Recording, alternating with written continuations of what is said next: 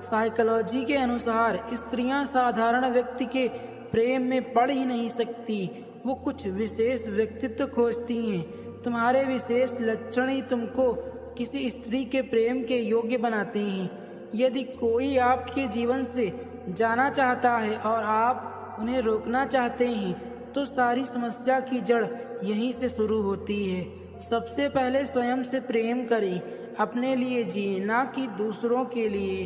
आपको कोई इतना खुश कभी नहीं कर सकता जितना कि आप स्वयं को कर सकते हैं। समझे बिना किसी को पसंद मत करना और समझे बिना किसी को खो भी मत देना।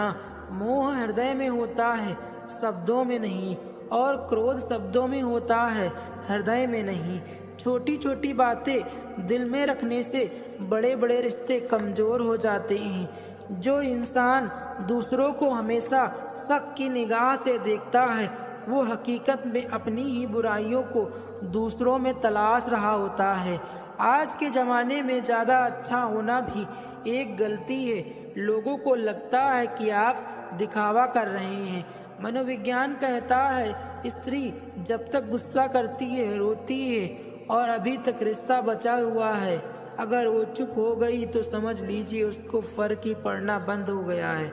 एक अच्छा पति अपनी पत्नी के आंसू पोंछता है, लेकिन एक श्रेष्ठ पति उसके रोने की वजह ही खत्म कर देता है। प्यार में छोटी छोटी गलतियों को माफ़ कर देना चाहिए, क्योंकि गलती मेरी हो या तुम्हारी, रिश्ता तो हमारा है ना।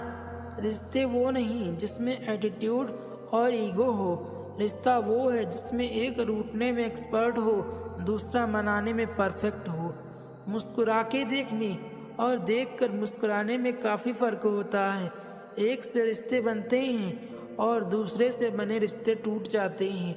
यदि कोई आपकी गलती आपके मुंह पर कहने की ताकत रखता है तो उससे अच्छा दोस्त कोई और नहीं हो सकता। जरूरी नहीं कि कुछ गलत करने से ही दुख मिले।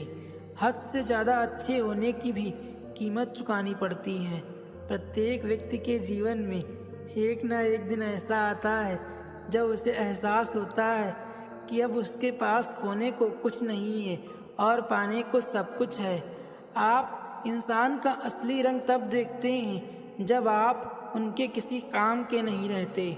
हम लोगों को खुश करने के चक्कर में अपना सब कुछ गंवा देते हैं। बाद में यही लोग कुछ नहीं किया कहकर सब कामों को भुला देते हैं। जब रिश्तों के बीच से विश्वास गायब होने लगे और उसकी जगह जिद, मुकाबला और बदतमीजी आ जाए, तब वो रिश्ते खत्म होने की तरफ बढ़ने लगते हैं।